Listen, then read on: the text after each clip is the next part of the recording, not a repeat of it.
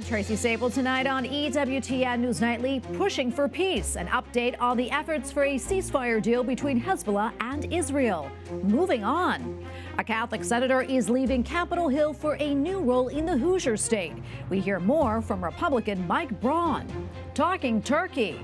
President Biden takes part in a long-standing Thanksgiving tradition at the White House. Plus, crowning achievement. Pope Francis reminds the faithful of the power of speaking the truth. These stories and more tonight. From EWTN, the Global Catholic Network, this is EWTN News Nightly. Thank you for being with us on the Feast of St. Catherine of Alexandria. Our top story tonight, 2 major cases against President-elect Donald Trump have been dropped. Special counsel Jack Smith asked a federal judge to dismiss the cases today. The first involved election interference. Prosecutors accused Trump of being part of a criminal conspiracy to hold on to power after the 2020 election. The second was a case over classified documents. President-elect Trump was accused of hoarding top-secret documents that prosecutors said jeopardized national security. Special counsel Jack Smith cited Justice Department policy that shields sitting presidents from prosecution. The president-elect's legal team weighed in on social media, with Stephen Chung writing, quote, "Today's decision ends the unconstitutional federal cases against President Trump and is a major victory for the rule of law." And joining us now with analysis is Jim Trusty, former Trump attorney and a former federal prosecutor. Jim, great to be with you today. A lot to get to, but first, your reaction to the special counsel dropping the cases. Yeah, similar to Steve Chung's comment. I mean, these were cases that I kind of lived as they were breaking in 22 and 23. And they were just wrong. They were inventive. They were examples of lawfare. They were historic in their individualized treatment of President Trump compared to any other president. So I'm happy to see them go. I think it's an interesting moment because you could have foreseen a situation where Jack Smith was a dead ender, was bitterly hanging on until the Attorney General fired him. But he went to the OLC, the Office of Legal Counsel at DOJ, which is not the same as a court's precedent, but they do have some sort of influence on policy within DOJ. And they said it's very clear from 2 opinions that there was no prosecution to be had of a sitting president, either now or in the future. So it's a great ending. I think it's lawfare collapsing of its own weight. And I wish he had never had to go through it, President Trump, but I'm glad to see this outcome. Yeah, and how significant really is this development and the timing of it? And what does it mean for President-elect Trump? Well, it clears the decks in a great way. I mean, there are still state cases that are bumbling around, again, with, I think, a very individualized, inventive treatment of him. But to have them completely clear before we even get to December is a good thing. Now, I will say that tactically, I do think that the incoming Attorney General should view this almost like the Black Sox scandal in baseball. Come in and say, I'm going to look back, I'm going to look at some of this, and I'm going to treat it harshly, because I do think there was a lot of unethical conduct that accompanied these investigations. So I know as a nation, we kind of get tired of investigating the investigators. But I do think that, in some ways, maybe this is a tactic to say, let's end it. Please don't look any closer. When I think the Attorney General and the FBI have a lot to look at in terms of how they conducted themselves in this case. Yes, certainly. While the case was, dismissed against the president-elect, Jack Smith is still requesting that the appeal remain in place for 2 of Trump's employees who pleaded not guilty to obstruction charges. Can you tell us more about this, Jim? Yeah, it's a real disappointing component of this. Walt Nauta and Carlos de Oliveira are salt-of-the-earth guys that work for President Trump, that do kind of the grunt work. They're not political figures. And I think what was clear from the way I saw this investigation was they were being pressured every way conceivable by the Department of Justice to try to get them to flip against President Trump, that they overstated the criminal liability that these 2 men faced. And they're still clinging to it in an effort to essentially go to the 11th Circuit and hope they can overturn Judge Cannon in what, for President Trump, is an exhibition ruling. It doesn't matter at all for President Trump. So the thought that these 2 guys are facing a criminal prosecution for essentially not flipping against the president is a terrible thing. And I have to think that when we get to January, there may be 2 very quick pardons if needed at that point for these 2 individuals. All right, we're going to leave it right there. Jim, great to be with you today. So thankful for your insights. Sure, great to see you. Thanks for having me. Our president-elect Donald Trump completes his cabinet picks, naming the key people that he wants to join his administration, many of whom will be familiar to EWTN viewers based on our previous interviews. President-elect Donald Trump nominates Brooke Rollins to serve as Agriculture Secretary. After playing a role in his first administration, she helped to lead the America First Policy Institute, also known as AFPI. Rollins earlier told us that President Trump will continue to put the country first. His heart and his passion for America continues unabated, and I think he understands that there's a lot of pain across the country right now based on the current administration's policies. Scott Turner also worked with AFPI after serving in the first Trump administration. Now Turner is nominated to lead the Department of Housing and Urban Development. He once told us about the important role that faith leaders can play. And faith leaders have the heartbeat of what's going on in the community. They understand the pain, both from a family standpoint, from a business standpoint, from a community standpoint. Other top picks include billionaire Scott Bessent as Treasury Secretary, Dr. Dave Weldon as Director of the Centers for Disease Control and Prevention, and Dr. Jeanette Neshawat as U.S. Surgeon General. But Democrats question some of Trump's choices. Because the Republicans in the Senate are having to contort themselves into pretzel twists trying to explain why some of these people who have never run anything in their lives are qualified to be the most powerful people in our government. Senator James Langford says the Senate will review Trump's nominations after January 3rd, when the new Congress is sworn in. Well, a new poll finds that President-elect Donald Trump is starting on a positive note, with most Americans approving of how he has handled his cabinet picks. The CBS News YouGov survey finds that 59% of Americans approve of Trump's handling of the transition, while 41% disapprove. Meanwhile, the poll also shows a majority of Americans are reacting positively to Trump's win, as 31% say they are happy that he won, with another 24% saying they are satisfied with his victory over Vice President Kamala Harris.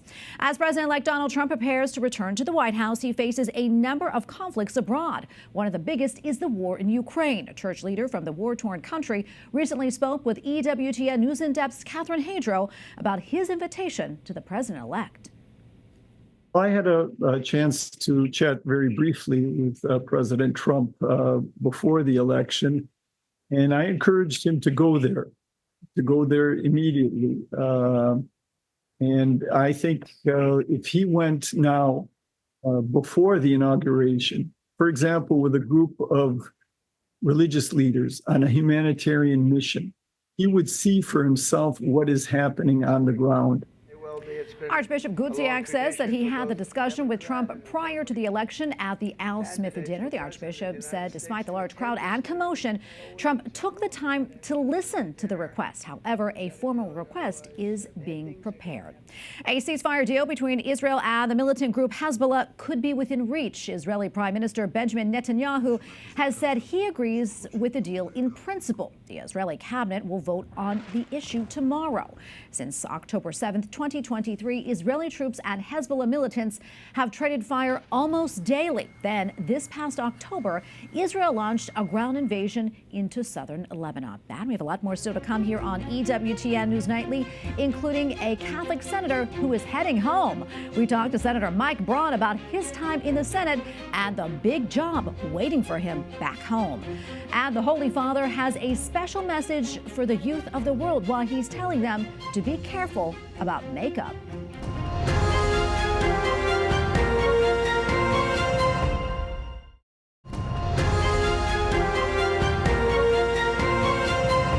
Turning now to Romania, where an independent right-wing candidate has secured the first round of the presidential election with more than 99% of the votes counted.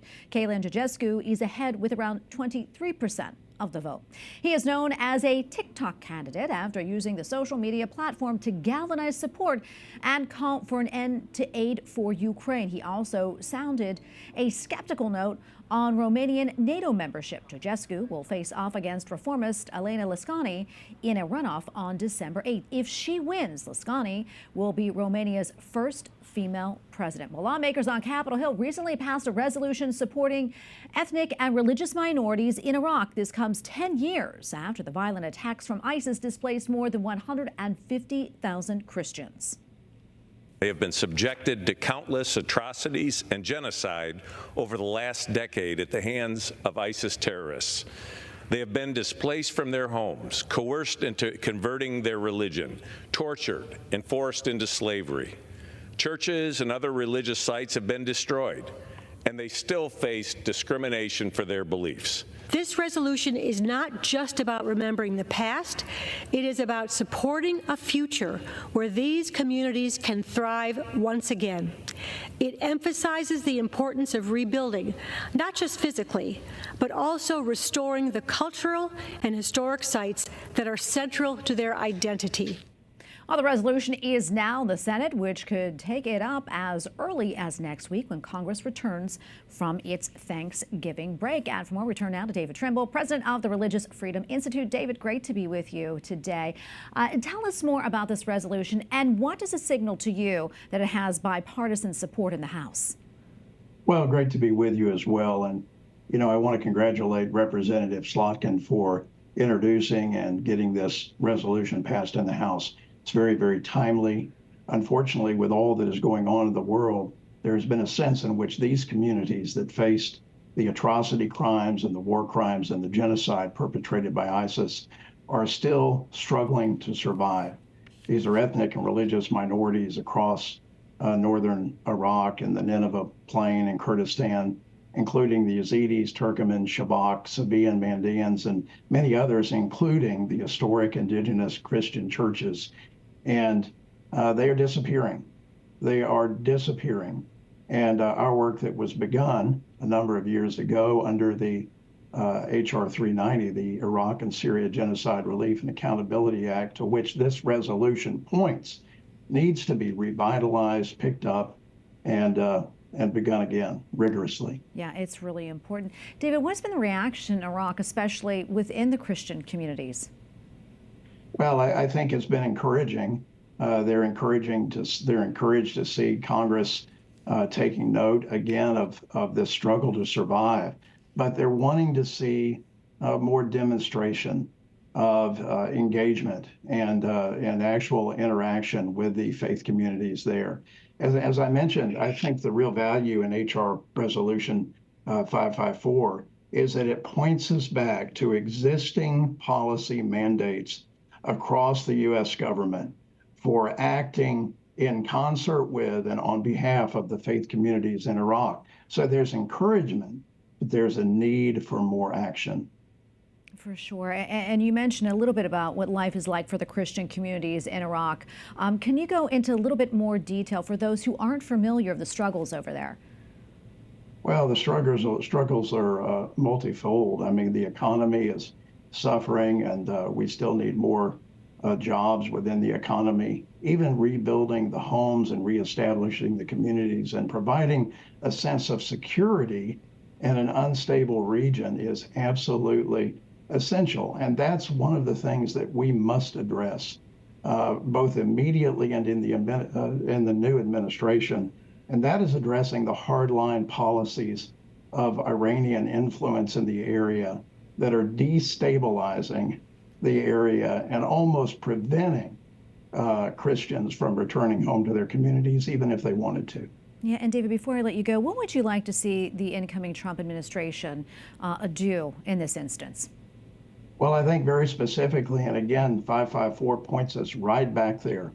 HR 390 is still existing statutory law, and it mandates multi-agency participation by the U.S. government with USAID, with the Department of Defense and with the State Department to act in concert to develop policy and implement policies that strengthen these religious communities in the Middle East.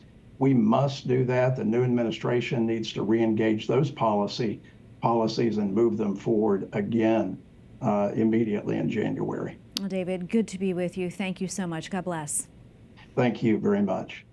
Congress will be ending its session in a few weeks, on schedule to wrap up just before Christmas, and that means dozens of lawmakers will be leaving as well, including Catholic Republican Senator Mike Braun of Indiana. But he is not leaving politics. Capitol Hill correspondent Eric Rosales joins us now with more. Eric. Well, good evening, Tracy. It's great to be with you. Yes, pro-life Senator Mike Braun is leaving the Senate after only one term, but he won't be stepping out of the limelight. He's been elected governor of his home state of Indiana. I recently caught up with Senator Braun, who says he's happy with what he's been able to accomplish here in Washington.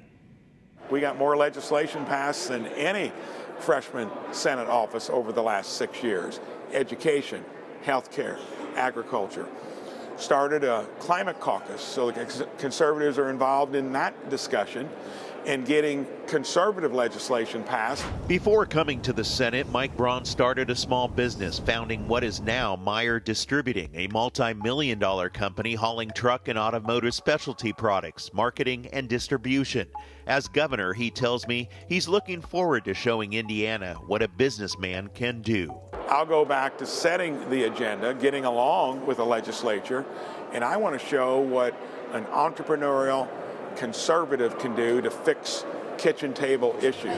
He adds he also wants to focus on health care costs and be a model for other states. We got some of the highest health care costs in the country. Fixed it in my own business 16 years ago and got healthier employees that are healthcare consumers. I give them wellness tools.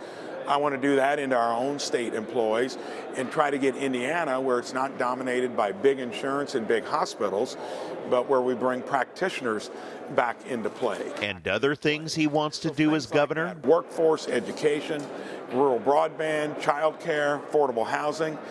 That's kind of what I did many years in building a business. Senator Braun also tells me his Catholic faith has played a major role in his life. Putting the Lord first is essential. Well, I ask for guidance every day. It's a blessing that you get the opportunity to do this, and I know who I thank for that. And I've been blessed to be raised in a family where faith was very important, along with family and the community you're from. I always run on faith, family, and community. Throw a little freedom and opportunity in there, you can't go wrong. I asked him his advice for new lawmakers. He said, be practical. He says, life actually allows you to work across the aisle, and that's what they should be doing up in Congress. Braun says that he'll be sworn in as Indiana's 52nd governor on January 13th, 2025. But just a great man with some great ideas there for Indiana, Tracy. Absolutely. And congratulations to him, and we'll be praying for him in his new position. Thank you so much, Eric. Up next on EWTN News Nightly, it is a miracle. The Vatican releases new details about Blessed Pier Giorgio Frassati, and it involves the Archdiocese of Los Angeles. Plus, Pope Francis celebrates Christ the King and World Youth Day, the helpful advice he gave to children.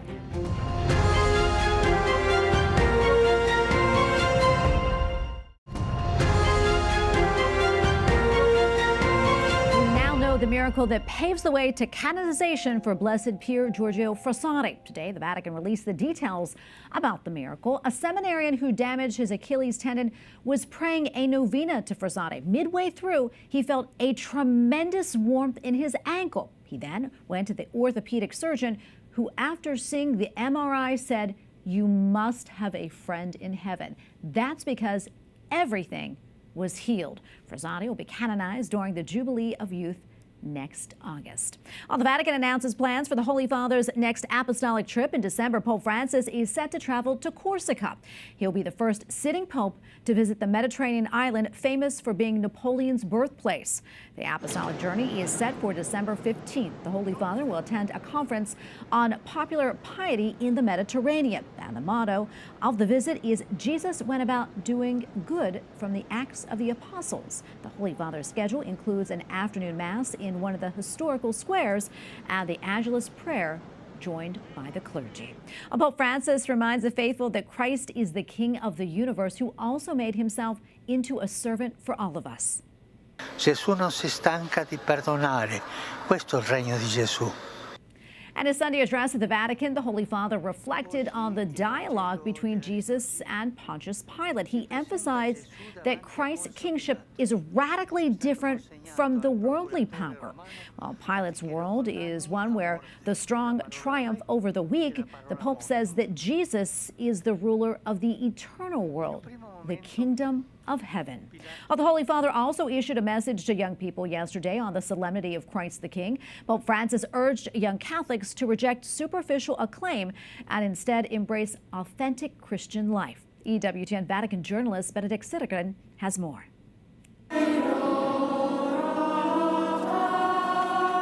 God loves you just as you are and not as you appear. This is what Pope Francis told the young Catholics gathered in St. Peter's Basilica on Sunday for the 39th World Youth Day, which takes place every year on the solemnity of Christ the King in local churches. In his homily, the Holy Father addressed the pervasive pressure of social media and societal acclaim and reminded the youth that their dignity is not for sale. Non truccatevi l'anima, non truccatevi il cuore. Do not put makeup over your soul, and do not put makeup over your heart. Be as you are, sincere and transparent. Do not be stars for a day, on social media or in any other context. You are called to shine in a wider sky. In heaven, the infinite love of the Father is reflected in many little lights. Against this backdrop of global challenges, Pope Francis also emphasized the vital role of young people in bearing witness to Christ's message of joy, peace, and hope. At the end of the Mass, young people from Portugal gave the World Youth Day cross to youth from South Korea, the host of the next World Youth Day in Seoul in 2027. The Portuguese youth also presented him with an icon of Mary, known as the Salus Populi Romani, the protection of the Roman people, based on the famed icon in the Basilica of St. Mary Major in Rome, and that is the source of great personal devotion to the Pope. This too is a sign. It is an invitation to all of us to live out the gospel and take it to every part of the world, without stopping, without being discouraged, getting up after every fall and never ceasing to hope. Indeed, the theme of the message for today's celebration is, "Those who hope in the Lord shall run and not be weary." The Holy Father explained that the hope is for many young people to become tireless missionaries of joy and to continue their courageous witness to Christ. In Rome, Benedict Cedergren, EWTN News Nightly. Back here in the United States, President Joe Biden kicks off his final White House holiday season with the annual turkey pardon. I hereby pardon Peach and Blossom. The turkeys were raised in Minnesota and traveled to D.C. for the special occasion. They will return to live out their days in southern Minnesota. At the event, Biden also talked about the end of his term as president. He said, "It has been the honor of my life. I am forever grateful." Well, finally tonight, the official 2024 Christmas tree has arrived at the White House. First Lady Jill Biden received it earlier today alongside military-connected families. So good afternoon. All right, take a look at the video. This year's tree is 18.5 feet tall, a Fraser fir from Newland, North Carolina. It will stand floor to ceiling in the Blue Room of the White House. The tree is called Tremendous by the Cartner family, who grew it on their farm to, quote, represent everything good about humanity and showcase the resilience of communities across western North Carolina affected by Hurricane Helene. And we thank you for watching tonight. Remember, you can follow us on social media, Facebook, X, and Instagram at EWTN News Nightly. I'm Tracy Sabol. Good night and God bless.